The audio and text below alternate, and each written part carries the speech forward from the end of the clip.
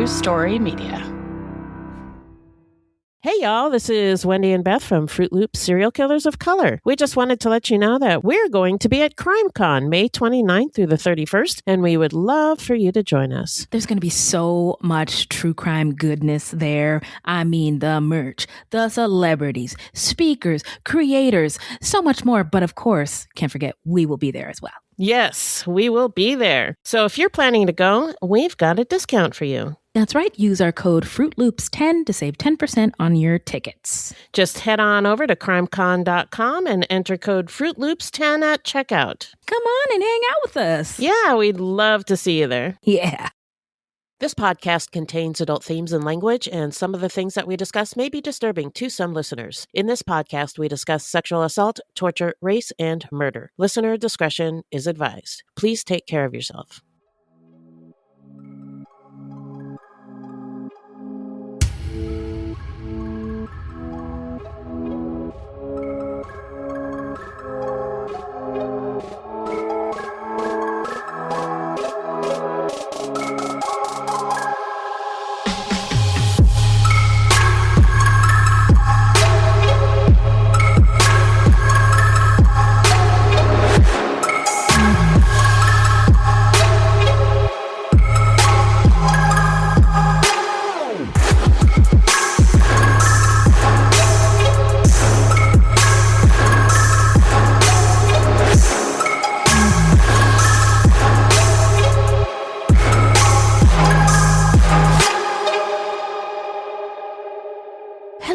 Welcome to Fruit Loops, Buiti Binafi, and Bienvenidos Bitches. Thank you so much for listening. Fruit Loops is a true crime, history, and comedy podcast that delves into the often overlooked stories of serial killers of color and, more importantly, the victims. We take deep dives into the lives and crimes of these killers worldwide, while also examining the history, culture, and social factors that may have influenced their actions. And the reason that we cover these crimes is because they often go unnoticed by the public. And why is that? Because in the simplest of terms, the news is racist. Allegedly. And we are Wendy and Beth. She's Wendy, a Black Latinx woman, and I'm Beth, and I just happen to be white. That's just a little piece of who we are. Another piece is that although we are both fascinated by true crime, really fascinated by true crime, and we know a lot about it, keep in mind that we are not journalists, investigators, or psychologists, and the opinions expressed in this podcast are just that, our opinions. Okay. Who are we talking about today, Beth? Well, between December 1965 and December 1966, fear gripped Cincinnati as a killer stalked the city's streets, leaving 7 women dead. As panic spread and pressure mounted, investigators focused on a local resident named Posteal Laskey Jr., who was arrested for one of the murders. Police and the media quickly linked them all to him. But did he do it? This is episode 273, The Cincinnati Strangler. All right. Well, I do have thoughts. Yes, but we'll get into that part at the end. But before we get into it, how you doing?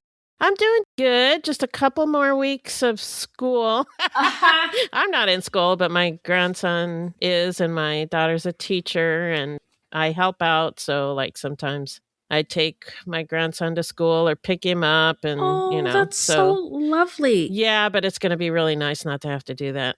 Oh, hell yeah. But then you have to find something for these little whippersnappers to do. Yeah, to well, keep that's my them daughter's busy. problem because she's not going to be working because she's a teacher. Okay. So you're set. We're set. Yeah. Well, for 6 weeks anyway. Hey, I will take it. I'm always, every time the kids are on a break, I'm reminded of that Christmas song. And Mom and Dad can hardly wait for school to start again. It's beginning of, and then it just replays so like true. I'm in some sort of hell or purgatory the entire break. Yeah, that's not going to be my problem. So. Yeah, I love that. Yeah, so I'm excited for that. And we're going to CrimeCon, so I'm excited for that. Don't forget to use the code. Yes, Fruitloops10. Yep. And just a quick shout out here to newspapers.com. Oh. Because this is one of those historical stories. Yes. And I used that so much for this story. And I've used it for other historical stories because a lot of the information that's out there on the interwebs is not good or it's not complete. Yeah. And so I went to newspapers.com and found all these articles that are not on the interwebs. That's wonderful. Actually, I mean, we've been using newspapers.com for since years. we first started. Yeah, since we first started. And it's ironic we're recording today on Fruitloops' birthday, 8th birthday. Yeah. Let me get a hip hop air horn because Fruitloops is 8 years old. We're in the 3rd grade. We're this many. Where is my air horn? There it is. Yeah, and you know, back in the day when we would have to do research for stuff, not for Fruit Loops, but you know, back when we were younger, you had to go to the library and scroll through the microfiche, which that was a whole thing. Yeah, and now you can unpleasant. Very unpleasant, yeah. And now we got newspapers.com, so very cool. Well, thank you, newspapers.com. Shout out to y'all. And we appreciate the service because getting good information is important in this space. Amen? Yeah. How you doing? How am I doing? I'm doing good. I am just trying to get through the day and the week and also looking forward to summer break as well. Again, my task is finding something for these little whippersnappers to do. But I will say farm life has them doing a lot more chores. And so that's nice. Keep them busy. Yeah, we'll just keep them busy. Yeah. Find more chores. More chores. There's plenty to do. Plenty to do. Well, we're going to take a little break and then we're going to get into the story when we come back. How's that sound? All right. Sounds good to me. Okay.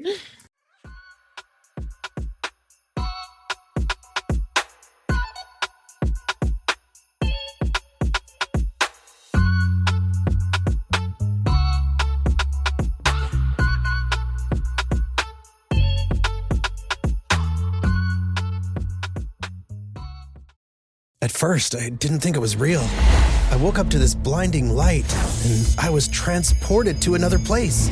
Pluto TV! Then I heard a voice. Come with me if you want to live. There were thousands of movies and shows, and they were all free. The truth is our It's just so beautiful. On Pluto TV, free streaming of Terminator 2, Fringe, Arrow, The 100, and The X-Files may cause excitement, loss of sleep, and sudden belief in extraterrestrials. No credit cards or alien encounters necessary. Pluto TV. Stream now, pay never. One crunchy bite of a Hershey's Cookies and Cream Bar, and I'm taken right back to college move-in day. I was a little overwhelmed by the newness of it all. Boxes were everywhere, I needed a break from unpacking. But just as I was able to take a breath and open my Hershey's Cookies and Cream Bar, my new roommate Rachel walked in. I offered her a piece, but she said no. Then after a beat, she said, actually, those are my favorite ones. We laughed. The ice was broken, and we've been friends ever since. Hershey's. It's your happy place. All right, we are back. Remind us, Beth, who is our subject? Well, between December 1965 and December 1966, 7 women were killed in brutal attacks, all in just 14 months. For over a year, Cincinnati lived in fear. As panic grew, police zeroed in on Posteal Laskey Jr., who was arrested and convicted in one case. But despite never being charged in the others, authorities and the media were quick to tie all of the murders to him. Interesting. Yeah. Okay, now let's move to the Love and Light section of our show where we say rest in power to the victims whose lives were cut short and love and light to their loved ones and the community of Cincinnati that was in fear. Everybody left in the wake of this crime. The victims were Imogen Harrington, 56, Lois Dant, 58, Matilda Jeanette Messer, 56, Barbara Rose Bowman, 31, Alice Hochhausler, 51, Rose Winstall, 81, and Lula Carrick was 81 years old. And there's a couple of survivors, a 65-year-old woman who was unnamed, as well as Virginia Hinners, who was 46 years old. So now it's time for the setting and the early life of our subject. Hit it, Beth. Our subject today, Posteal Laskey Jr., was born in Cincinnati, Ohio on June 18th, 1937, right in the middle of the Great Depression. That same year, the city was also hit by the devastating Great Ohio River Flood, a disaster that submerged entire neighborhoods, displaced thousands of people, and brought economic life to a standstill. For Black communities who were already struggling, the impact was even more severe. Yeah, I've said this before. The saying goes, when a white man coughs, a Black man gets the flu. Right. Meaning that something really bad Yeah. oftentimes is worse for Black people. Yeah. So even before the Depression, Black workers in Cincinnati were largely confined to limited job opportunities, such as domestic work, service roles, and manual labor. When the economy collapsed, they were the first to be laid off and the last to be hired, and earn less than white workers for the same jobs. New Deal programs offered some relief, but access was not equal. You know, the New Deal excluded opportunities in domestic and agricultural kind of in those sectors. So that left many Black families without the support they needed to recover. And life for Black residents in 1930s Cincinnati was shaped not just by economic hardship, but by deeply rooted racial discrimination. The city was highly segregated, and Black families were largely restricted to neighborhoods like the West End. Housing discrimination through racial covenants, biased lending, and outright intimidation made it nearly impossible to move elsewhere. The West End became overcrowded and underfunded, but it was also a strong, culturally rich community. Everyday life meant navigating constant discrimination. Restaurants, theaters, and public spaces were also segregated or openly unwelcoming. Black residents faced over-policing and unequal treatment in the justice system, and political representation was very limited. Even basic dignity, where you could sit, eat, or work, was dictated by race. And these conditions didn't just disappear with time, they compounded.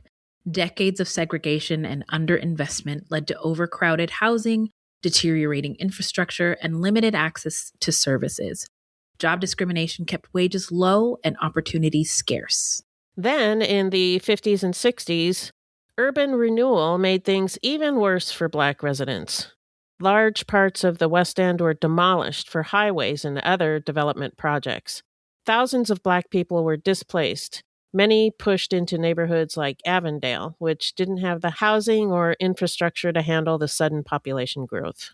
I always say urban renewal is a euphemism for Negro removal. Yeah. And that's what happened. Yeah. Now, for Black people, that meant overcrowded neighborhoods, limited job access, poverty, and deep distrust of the police. And by the mid-1960s, the result was a city under pressure. The tension had been building for years. This was already a turbulent time in American history. The United States was escalating its involvement in Vietnam, and as the draft expanded, young people across the country protested, burning draft cards and marching in the streets. At the same time, the civil rights movement was reshaping the nation as activists fought for equality while facing violent resistance. The passage of the Voting Rights Act, which I think passed the day after Bloody Sunday, where the violent clash between nonviolent Black protesters trying to vote and the white resistors, the white supremacists. Yeah. And just by, I think, people seeing the nonviolent action of these protesters, it caused people to move. And the violent action of the police. Exactly. Yeah. Yes. So the passage of the Voting Rights Act of 1965 marked a major victory driven in part by national outrage after the brutal attack during Bloody Sunday in Selma, Alabama. Even in cities like Cincinnati, outside the Deep South, racial tension, activism, and demands for change were very real. And welcome to Civil Rights Culture Corner with Wendy and Beth. So the Voting Rights Act is a landmark civil rights law designed to enforce the 15th Amendment by outlawing discriminatory voting practices that were used to disenfranchise Black voters, particularly in the South. And if you don't know, now you know, earlier this year, the Supreme Court made a decision that significantly weakens the Voting Rights Act, a law designed to protect people from racial discrimination in voting, a basic American right. Yeah. In the ruling, Alito, writing for the 6 conservative justices, said that going forward, anyone who wants to challenge voting maps has to prove that the people who drew those maps did so intentionally to discriminate against a racial group. Justice Kagan strongly disagreed in her dissent. She argued that this new requirement goes against what the Voting Rights Act was meant to do, to address not just obvious intentional discrimination, but also voting rules and maps that end up harming certain racial groups, even if no one openly admits racist intent. She pointed out a major flaw in the court's decision. Proving someone's intent, especially something like racial bias, is extremely difficult. Yeah. Lawmakers rarely leave behind clear evidence or openly state discriminatory motives. As she put it, finding that kind of smoking gun proof is almost impossible. Because of that, she warned that this ruling makes it much harder to challenge unfair voting maps, even when their impact is clearly unequal. Yeah, and that's the whole thing. That's why they did it. It was devastating news, if I'm being honest. Yeah, it really was. Yeah, it makes me want to give up on everything. Yeah, it was as bad as when they overturned Roe versus Wade. Yeah, for me. Yeah. So it was pretty bad. Here we are. Yeah. Anyway, back to the 60s. Okay, let's go. It was in this environment that Posteal Laskey Jr. came of age. He was an aspiring musician, playing guitar and a jazz combo, and trying to make a name for himself while working various jobs to get by. Details about his early life are limited. What we do know is that he had at least 2 siblings, a brother and a sister. Information about his father, Posteal Laskey Sr., is also scarce. It appears he was drafted into the military in 1940 and had died by 1968. Though, when he died, we don't know. There are indications that Posteal Laskey Jr. may have spent some time in a boys' correctional institution, but we couldn't find anything to confirm the details. He later served in the military, but was sentenced to 6 months in military prison in Germany for assaulting a woman there. By 1963, Laskey was working as a driver for Yellow Cab, using call number 186. At the time, all Yellow Cabs reportedly used identical ignition keys, and company management later stated that he never returned his key after leaving the job. He also held other jobs over the years, including delivering packages for a drugstore and working at a mattress factory. Eventually, he moved out of his mother Nancy's home and rented an apartment with a friend. His history of violence dated back several years. In 1958, at age 20, Laskey was convicted of assaulting 59-year-old Cecilia Purvis. The attack occurred in November 1957 when a man arrived at an apartment building claiming he had a package for a tenant whose name was not listed. Cecilia, the building's caretaker, allowed the man to use her phone to verify the recipient. Instead, he attacked her. When she screamed, he fled, leaving her with a severe head injury. Laskey was convicted of this crime and sentenced to the Ohio State Reformatory, where he was incarcerated from 1958 to 1962. In 1963, he was charged with robbery when he followed a woman into her house and robbed her of her purse. He was sentenced to 2 years in prison, but by 1965, at the age of 28, he had been released on 3 years probation. Between December 1965 and December 1966, a series of brutal murders shook the city of Cincinnati. 7 women were killed, most of them strangled using whatever was nearby: clotheslines, stockings, electrical cords, even a bathrobe sash and a necktie. The violence was extreme. Every victim suffered blows to the head. Some were so severe that they caused disfigurement. One woman was beaten so badly that multiple bones were broken. In most cases, there was evidence of sexual abuse after her death. With each new murder, fear spread deeper into the city, and suspicion began to seep into everyday life. These killings came just after another infamous case had gripped the nation, the Boston Strangler murders. That case dominated headlines, and the story was made into books and films, such as The Boston Strangler in 1968 and in 2023, the film Boston Strangler. The man accused, Albert DeSalvo, was white, and even in Cincinnati, coverage of that case often overshadowed the murders happening in their own city. Interesting. Yeah. All right, now we are going to dive into the timeline. So on October 12th, 1965, a 65-year-old woman was beaten and raped in the basement of her apartment building. Efforts to strangle her with a length of a plastic clothesline failed, and she survived. The woman said her attacker was a black man, but she could not identify him. 2 months later, and just half a mile away, another attack occurred. On December 2nd, 56-year-old Emma Jean Harrington was assaulted in the basement of her apartment building. She had just returned from grocery shopping and likely went downstairs to ask the janitor to help carry in her bags. The janitor found her body in a basement bathroom, having been strangled to death with a clothesline. Police linked the two crimes in theory and noted a possible connection to other recent assaults of older women in East Walnut Hills. They suspected one man was responsible for all of the crimes. But that neighborhood connection was broken on April 4th, 1966, when Frank Dant returned home from a routine errand to find his 58-year-old wife, Lois, lying on the floor of their Price Hill apartment. She was dead, a stocking from the bathroom pulled tightly around her neck. Isn't this also like around the time when profiling is new? No, it hadn't really... Hadn't even been born yet? Yeah, hadn't been born yet.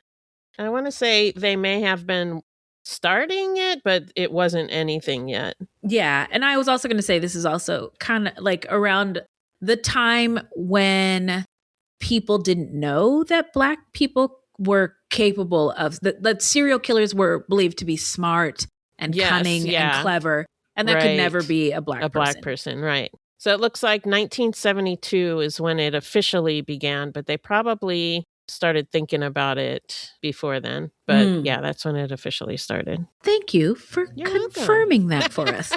FBI Profiler Corner. Okay, so back to the story. So there were no signs of forced entry and no strangers had been reported in the area. Earlier that day, Lois had been on the phone with her cousin when the doorbell rang. She told her cousin that it was a man asking for the building superintendent.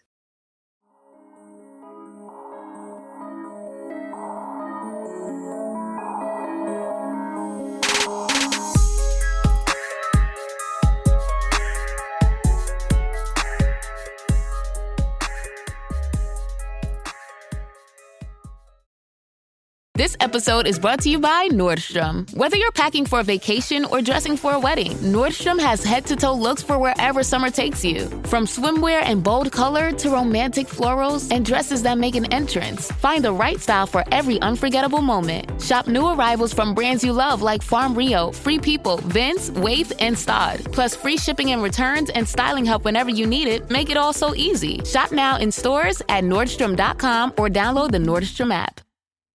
Girl, winter is so last season. And now spring's got you looking at pictures of tank tops with hungry eyes. Your algorithm is feeding you cutoffs. You're thirsty for the sun on your shoulders. That perfect hang on the patio sundress. Those sandals you can wear all day and all night. And you've had enough of shopping from your couch. Done hoping it looks anything like the picture when you tear open that envelope? It's time for a little in-person spring treat. It's time for a trip to Ross. Work your magic. 2 months later, on June 10th, the body of 56-year-old Matilda Jeanette Messer was discovered in the brush beside a trail in Burnett Woods, near the University of Cincinnati. She had been strangled to death with a necktie. Earlier that morning, Jeanette had left her home to walk her puppy. Investigators determined that she had been struck with a blunt object, dragged into a thicket, then strangled and raped. Her puppy was found nearby, tied to a tree. Nobody had witnessed anything, but hair found at the crime scene pointed to the killer being Black. The string of murders and the intense media coverage surrounding them left women across Cincinnati gripped with fear, many believing they could be next. Locksmiths were inundated with requests for additional locks and security measures. Everyday routines like shopping trips and lunch outings were postponed as anxiety spread. Sporting goods stores saw a huge surge in firearms sales. Then, in the early hours of August 14th at around 2:30 a.m., the body of Barbara Rose Bowman was found at an intersection in Cincinnati's East Price Hill neighborhood. This murder was very different from the others. Earlier that night, the 31-year-old secretary, so she was younger than the other women, she had been out with friends at a nightclub. Around 2 a.m., she called for a cab, and shortly thereafter, a man entered the club calling out, "Cab!" Witnesses saw Barbara leave with the man. Oh, dang. At 2:20 a.m., witnesses saw the cab parked down the street and saw a man in the back seat strangling a woman. He then climbed over the seats into the front and got behind the wheel. As he backed up, Barbara managed to escape, jumping from the cab and running into the street, losing both her shoes and her glasses as she fled. Whew. The man chased her down with the cab, striking her in the intersection and causing severe injuries, including a broken leg. He then got out of the vehicle and stabbed her repeatedly in the middle of the street. The cab, disabled by a broken tie rod, was left behind as the perpetrator fled the scene. Holy. It's horrific.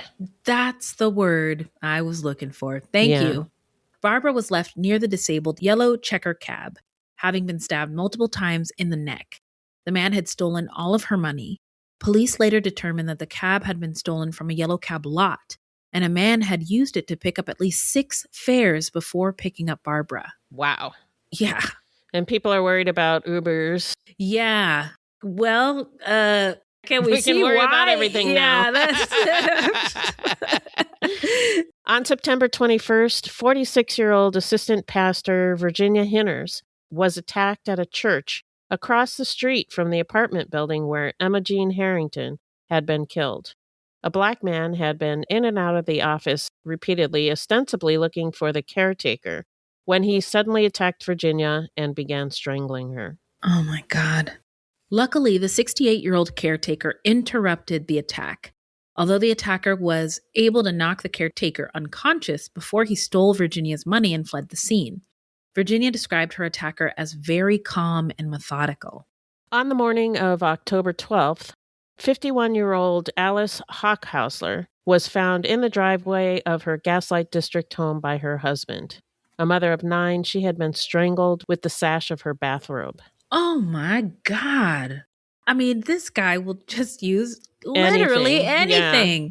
Earlier, Alice had gone to pick up her 22-year-old daughter from Good Samaritan Hospital where she worked as a nurse. With a killer on the loose, Alice didn't want her daughter walking home alone. On the drive, Alice told her daughter that a car appeared to be following them. After safely dropping her daughter off at her apartment, Alice returned home. Sometime between getting out of her car and reaching her front door, she was attacked. She was dragged into the garage, raped, and strangled to death. 9 children. Yeah. Wow. The serial murders were already terrorizing the city, and Alice's brutal killing only intensified public demands for the killer to be caught. Pressure mounted on local politicians who pushed police leadership, and that urgency filtered down through the ranks with a clear message: find the killer and fast. Police received as many as 800 tips a day through a dedicated hotline. Wow. Yeah. Gun sales spiked with each new body discovered, and that Halloween, trick-or-treating was moved to daylight hours so residents could be home before dark. Wow. Yeah, all these adjustments that have to be made because of the intense fear is wow. Yeah, wild. Mm-hmm. The Cincinnati Police Department assigned a special squad of 22 officers to the case. They quickly logged more than 100 hours of overtime and chased down over 1,000 leads. Officers were placed on 12-hour shifts as the search intensified, and civilians were recruited to assist in the growing investigation. I think that's a bad idea. Wait, yeah, no Recruiting shit. Civilians. Oh my God. You know what? That sounds like rounding up slave catchers. Yes. Yeah. If I'm being honest. It does. Yet the killer or killers left little evidence behind.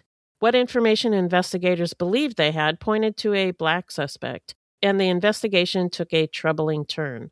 A citywide dragnet of black men was launched. It began with known sex offenders, but quickly expanded to include men targeted solely because of their race. Surprise, surprise. Yeah, surprise, surprise. guys. Black men were brought into the station for questioning with little cause. Tips poured in from residents reporting black men working sanitation routes or simply standing on the street corners, convinced they had spotted the killer. I saw a black man. He must be the killer. Yeah. Which is, it's wild that in most of these cases, there were no witnesses. If this was a black man committing all these murders, you would think somebody would have would seen see something. him. Yeah. Right. And again, proximity, right? This is all the victims were white. And this was mostly a working class, like white area, right? I think so, they displaced all the black people. So, it just seems like very odd. Yes. Yes. Barely a week after Alice Hochhausler's death on October 20th, 1966, 81-year-old Rose Winstell was found dead in her home near Vine Street, strangled to death. Investigators believe the intruder had forced his way inside, hurling himself against the door with enough force to break both it and the chain lock. Wow. Yeah. That's terrifying. Yeah. And Rose was also blind.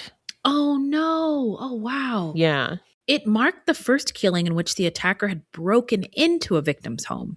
Another difference was that Rose had been manually strangled. But once again, there were no witnesses. On the morning of December 9th, about 8 a.m., 81-year-old Lula Carrick returned home from morning mass to the Brittany Apartments on West 9th Street. 15 minutes later, her body was found on the floor of the elevator. Her wool cap had been pulled down over her face, and one of her nylon stockings had been used to strangle her to death. Again, there were no eyewitnesses, but police felt that they did have a clue this time. Hours earlier, around midnight, 31-year-old Sandra Chapas finished her shift at Kenner Toys on Sycamore Street.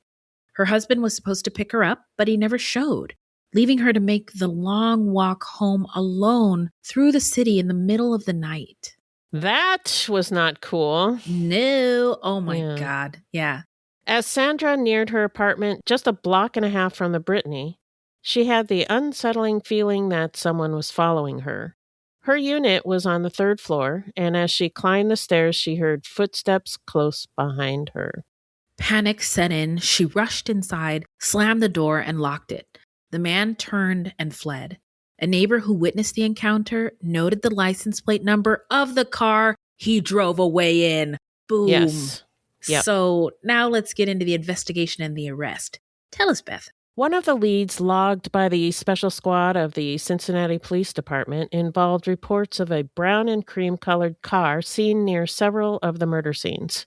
The description matched the vehicle tied to the license plate number that Sandra's neighbor had recorded. However, investigators later discovered that Laskey's car was actually pink and cream. Interesting. But yeah, the guy who wrote the number down said it was brown and cream, and I actually did look, I'm like, pink and cream? Yeah. What kind of car, what does that look like? I Googled it, like 60s pink and cream colored car. And it's like those 50s cars that you think of when you think of the 50s and like, I don't know. Like Cars the movie. I guess so. Yeah. Some of the older cars. Yeah. And some of the pink did kind of look brown. Okay. I think probably maybe at nighttime, the pink might look brown. Yeah. Okay. I'm with you. All of that to say, I'm a nerd. Because I looked all that up. I think I'm that's ridiculous. I love it. I love every bit of it. Don't change. So in any case, as police were investigating Lula Carrick's murder, detectives were on their way to the mattress factory where 29-year-old Posteal Laskey Jr. was employed. There, they arrested him just 4 hours after they had found Lula Carrick's body. He was held on charges of attempted assault of Sandra Chapas and a parole violation.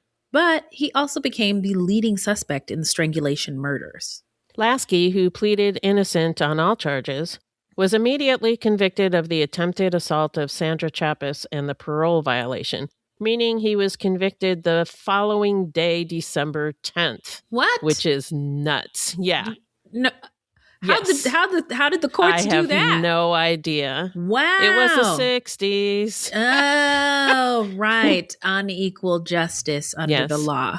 And I don't know, it just seems like more needs to happen before you get to the conviction part. Yeah. So for that, he received a 6-month sentence in the workhouse. The Cincinnati workhouse was a short-term jail that operated from 1869 to 1985. Oh my God. It sounds like the plantation. Yeah. Or, Dickens, London, Yeah. Oh my. So it was known for its harsh, overcrowded conditions. It was designed to punish and quote unquote rehabilitate through labor. Yeah, free labor. Yeah. Meanwhile, the police investigated Laskey's connection to the strangulation murders. Since Laskey had previously driven for Yellow Cab, he was familiar with taxi operations and he had never turned in his ignition key. Plus, the man who killed Barbara Bowman used the same call number that Laskey had been assigned when he drove for Yellow Cab. So investigators worked on building a case linking him to the August 1966 murder of 31-year-old Barbara Bowman.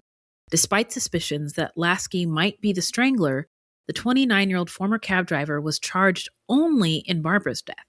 Police believed Laskey stole the cab to make money, picked up Barbara, and attacked her inside the vehicle, attempting to strangle her with a rope.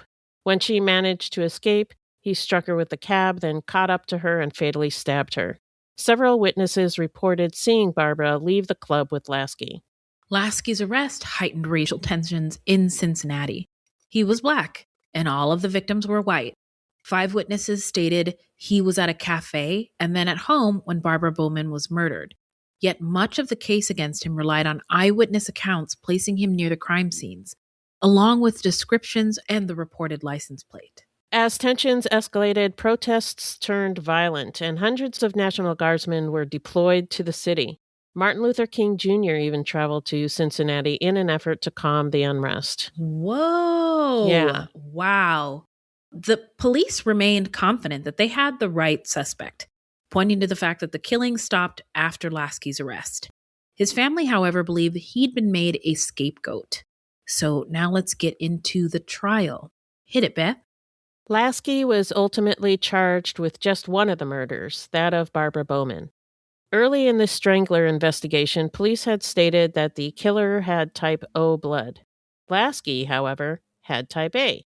Hey. Later, authorities walked it back, claiming that the earlier testing had actually been inconclusive. Interesting. Sure. Okay. His defense team argued that his rights had been violated during the investigation. They said Laskey had been placed in a wire cage while a steady stream of witnesses was brought in to look at him. At one point, he was even instructed to call out, "Cab!" as had the fake taxi driver who had picked up Barbara the night she was killed. And this is not how you get eyewitnesses, because they're like, "Oh, you saw the man? Well, here's a man in this cage. Is that him?" They're going to be like, "Yeah, I think that's him." Right. What that does to your mind, seeing somebody in a cage, like, doesn't that in your head mean, especially he's in a cage if it was guilty. a bunch of white people looking at a black man, and, to a lot of white people, black people all look the same. So, they're going to say, "Yeah, that's him," Yeah. It's almost like that unconvicted person has no chance. Yeah, no chance.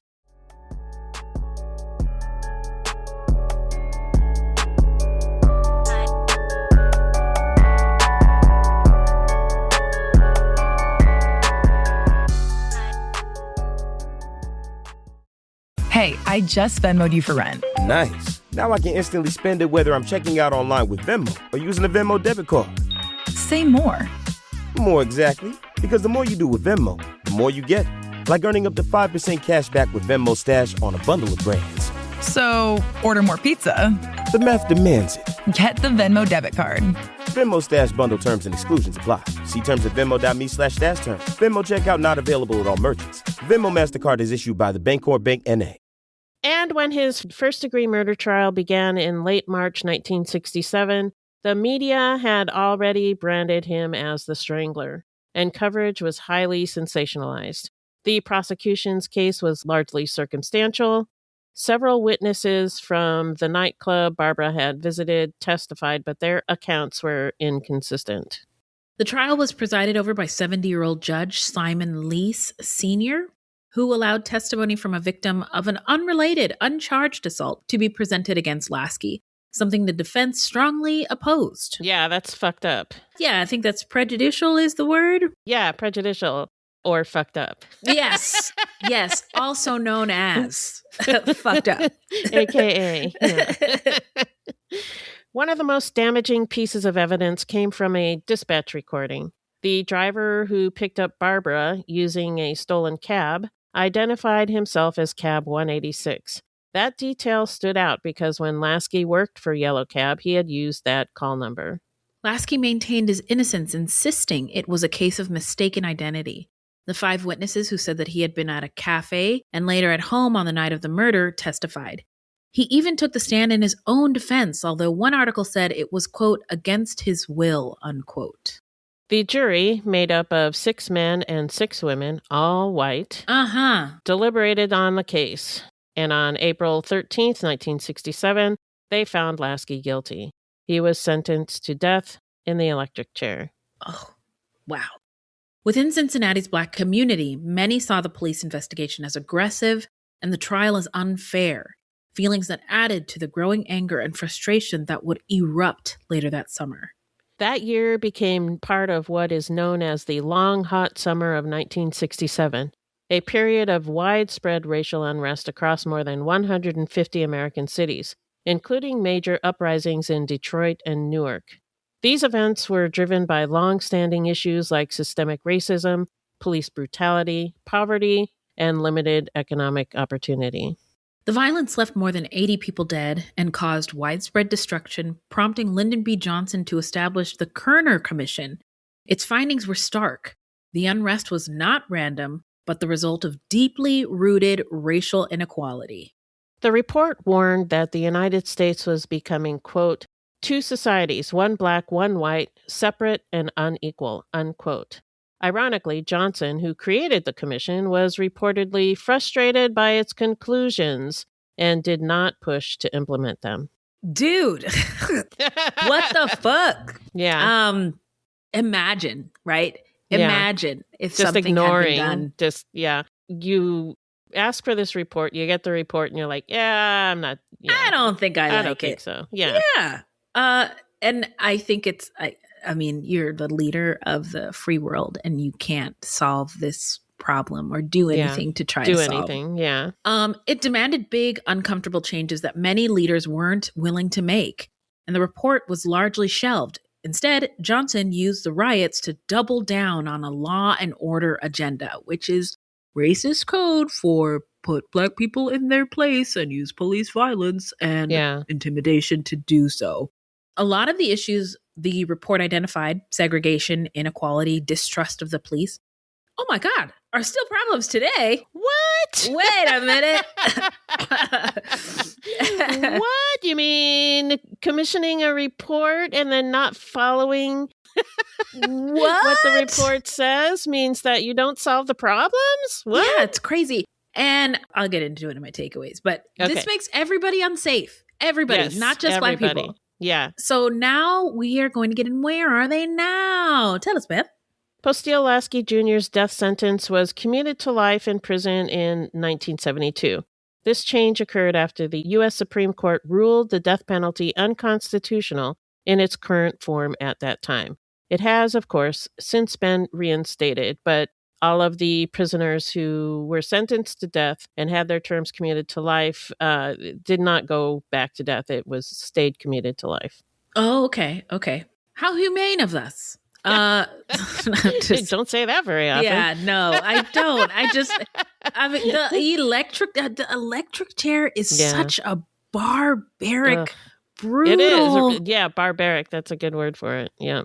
So, despite a clean disciplinary record, accomplishments while incarcerated, and increasing ill health, Laskey was denied parole at every opportunity.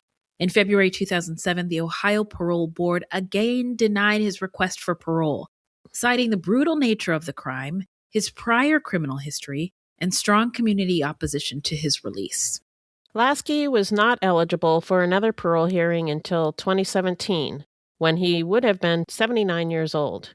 However, before that could happen, on May 29, 2007, he died of natural causes while incarcerated at Pickaway Correctional Institution. No one came forward to claim his body, and he was buried in one of Ohio's prison cemeteries. The 6 strangulation murders remain cold cases on the books of the Cincinnati police today. So that's it for the story. Feel free to get at us and let us know what you thought. Yeah. And now we're going to tell you what we think made him snap and our takeaways. What do you got, Beth? Well, my first question is, did he do it? Yeah, not so sure. Was he the strangler? I don't know. I mean, there is some damning evidence, like the cab number and the license plate number, the color of the car, whatever. But I don't trust what the police did back then. I just don't trust them.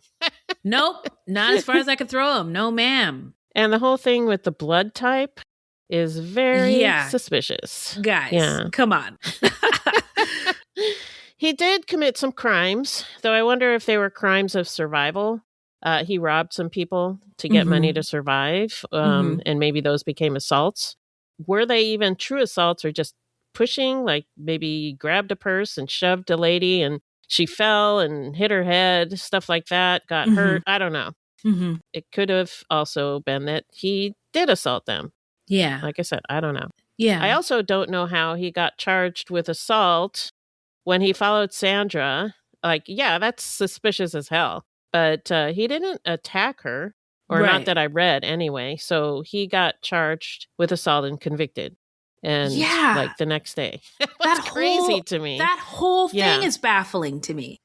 It is odd that the crime stopped after he got arrested. But I have a lot of unanswered questions on this one. Like, in his early life, what role did his dad play in his life? And when did he die? Did he die when he was young? Did he come back from war all messed up? And was he abusive? Or, you know, maybe he was nice. I don't know. Yeah. What was he like? Who's to say? Yeah. Yeah. What was his mom like? Yeah. And because they didn't say anything about that. Yeah. And if he was the strangler, which I don't think all of these crimes are connected because some of them were very different from others. Right. But if he was the strangler, did he target older women because they were vulnerable or because he wanted to hurt his mom? And if he wasn't the strangler, who was? Yeah. Yeah, there's, 8 cold cases. Yeah. And I'm sure those families want to know what really happened to their family member and who really did it. Yeah. Yeah, I agree. It's not as black and white, pun intended, or crystal clear as I think it should be, or I wish it was. Yeah, right. I also wanted to mention that while researching this case, like I said, I was using newspapers.com. Looking at the newspapers, the pages from those days, I kept noticing that the larger headlines in the Cincinnati papers focused on the Boston Strangler. That's interesting. Yeah, it stood out to me. Here was a local series of stranglings, which did get press. Yeah. But the bigger coverage was centered on the white guy in Boston, not the black man accused in Cincinnati. Yeah, that's very interesting. The time, this being the mid-60s, and how high racial tensions were, I think that contributed to just how, like, the police were like, we got to find somebody. Oh, there's a black guy. Oh, there's a black guy. Him. Yeah, that's what it felt like. It did feel like that. Yeah, like they were able to get him on Barbara Bowman's murder. And then they were like, oh, they're all tied together. Yep. Case closed. And I'm just not satisfied with that.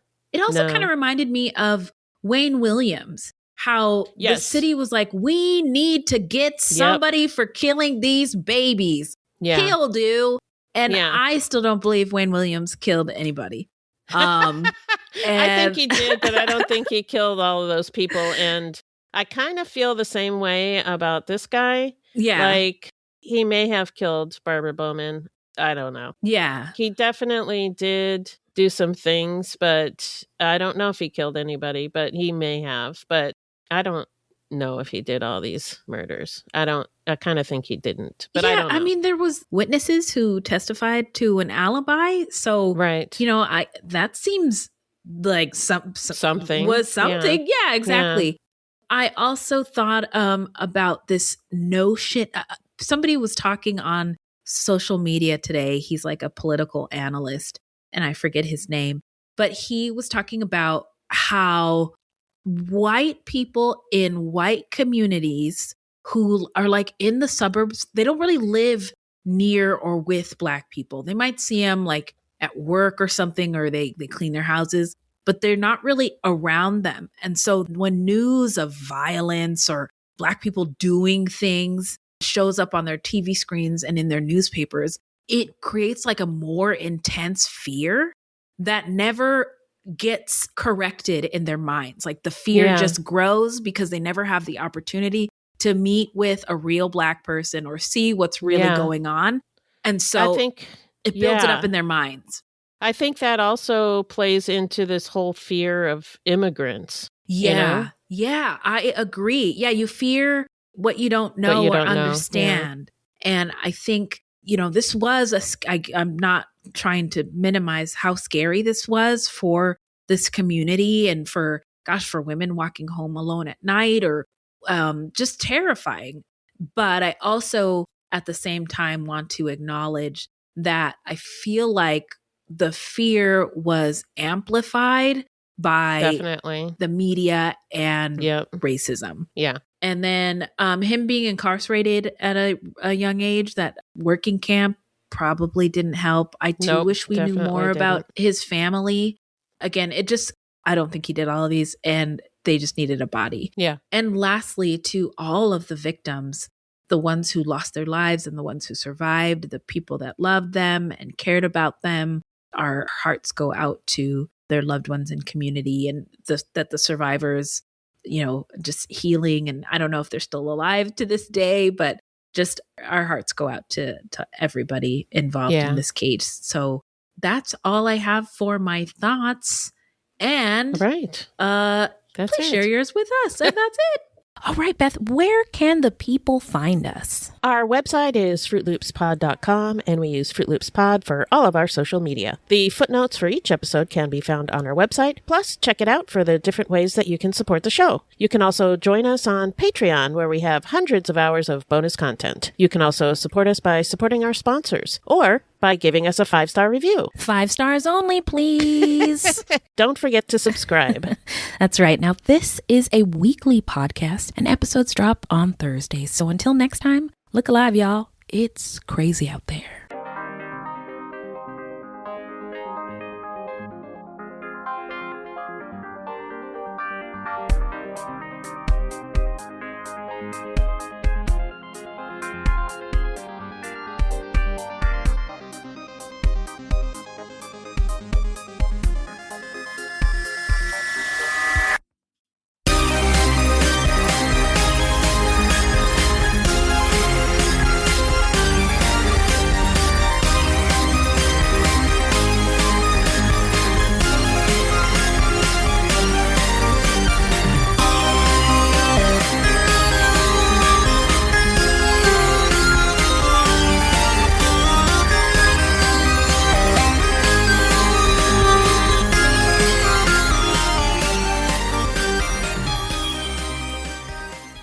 Hello? Hello? Hello? All right, let's do this, shall we? Let's do it. Okay. Are we recording? Yes, we are. Let me find the script. My water's across the room. Give you a second. Sorry.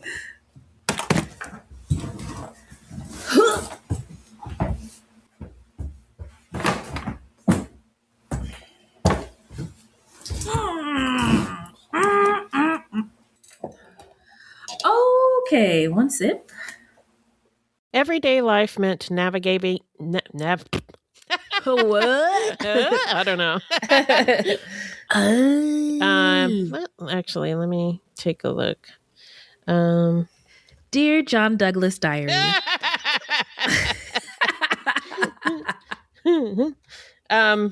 For yellow. Wait. Okay. It's okay. Take a breath. And when his first-degree murder trial began in late March. Oh, Sorry. Get off of my paragraph.